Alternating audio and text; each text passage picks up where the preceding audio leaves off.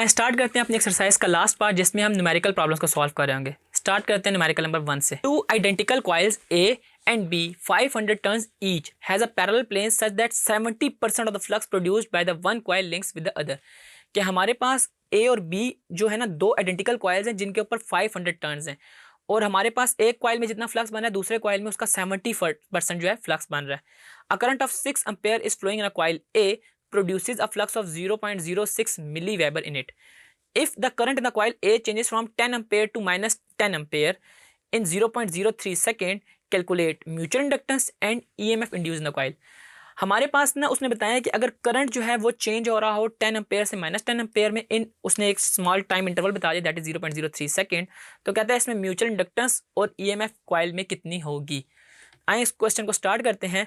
इसमें हमारे पास जो गिवन डाटा पहले उसको देख लेते हैं। हमारे पास गिवन डाटा में सबसे पहले है number of turns that is जो हमारे पास है 500। ठीक है जी।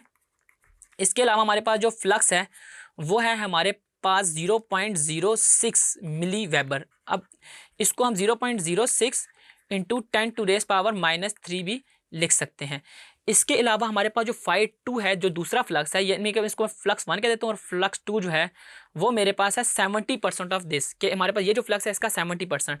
तो अगर मैं 70% करूँ तो इसका मतलब है 70/100 जो है इसको मैं मल्टीप्लाई कर दूंगा 0.06 इंटू 10⁻³ से 0.06 इंटू 10⁻³ और जब मैं इनको आपस में मल्टीप्लाई करता हूँ तो हम देखते हैं हमारा आंसर क्या आता है 70 मल्टीप्लाई बाय 0.06 इंटू 10⁻³ और इसको डिवाइड कर देते हैं हम लोग 100 से तो हमारे पास आंसर आ जाता है 4.2 इंटू 10⁻⁻5। ठीक है जी। इसको मैं लिख सकता हूँ 4.2 इंटू 10⁻⁻5 वेबर। ठीक है, ये हमारे पास वेबर हो चुका था क्योंकि हमने मिली वेबर को वेबर में कन्वर्ट कर लिया है। अब इसके अलावा आपको ये चीज़ पता होनी चाहिए कि हमारे पास जो करंट ना प्राइमरी कॉइल है ना वो हमारे पास 6 एम्पेयर है। IP जो है वो मेरे पास है 6 एम्पेयर और इसके अलावा जो मेरे पास करंट चेंज हो रहा है इनिशियल से फाइनल में वो मेरे पास 10 से -10 हो रहा है। मेरे पास I जो है वो 10 एम्पेयर्स है और IF जो है यानी कि जो फाइनल करंट है वो मेरे पास -10 एम्पेयर्स है। ये हमारे पास सारे का सारा गिवन डेटा था। इसको हमने बड़ी ही आसानी से एक्सट्रैक्ट कर लिया। अब हमने देखना है इसके हमने इसमें फाइंड क्या करना है। इसमें हमने पहली चीज़ फाइंड करनी है म्यूचुअल इंडक्टेंस यानी कि कैपिटल M और कैपिटल M का फार्मूला आपको याद होगा N∅/, हमारे पास I था।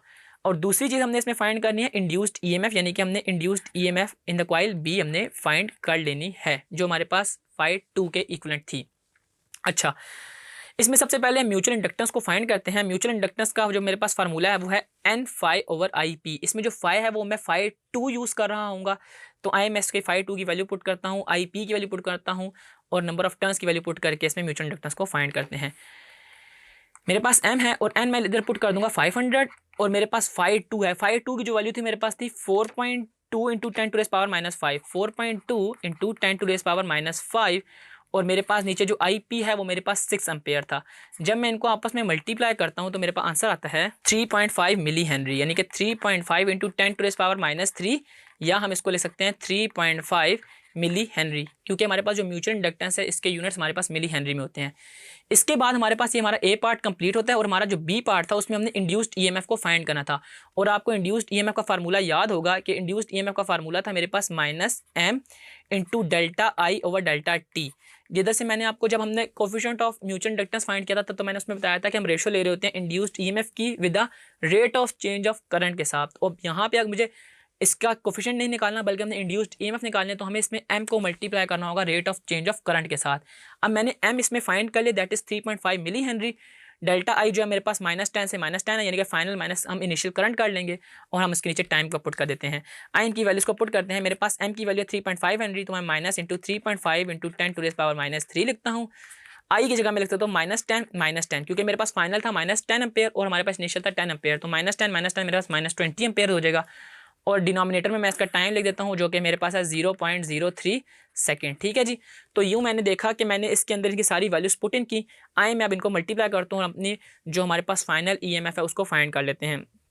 जब मैं इनको मल्टीप्लाई करता हूँ तो मेरा आंसर आता है 2.33 वोल्ट 2.33 वोल्ट क्योंकि हमारे पास इंड्यूस्ड EMF जो है वो मैं इन टर्म्स ऑफ वोल्ट ले रहा हूँ। तो जब मैं इन सबको मल्टीप्लाई करता हूँ और डिवाइड करता हूँ तो मेरे पास आंसर आता है E = 2.33 वोल्ट। तो यूँ आपने देखा कि अगर आपके पास फ्लक्स और चेंज इन करंट गिवन हो तो आप इजीली इसके जरिए म्यूचुअल इंडक्टेंस और इसके अलावा इंड्यूस्ड EMF फाइंड कर सकते हैं।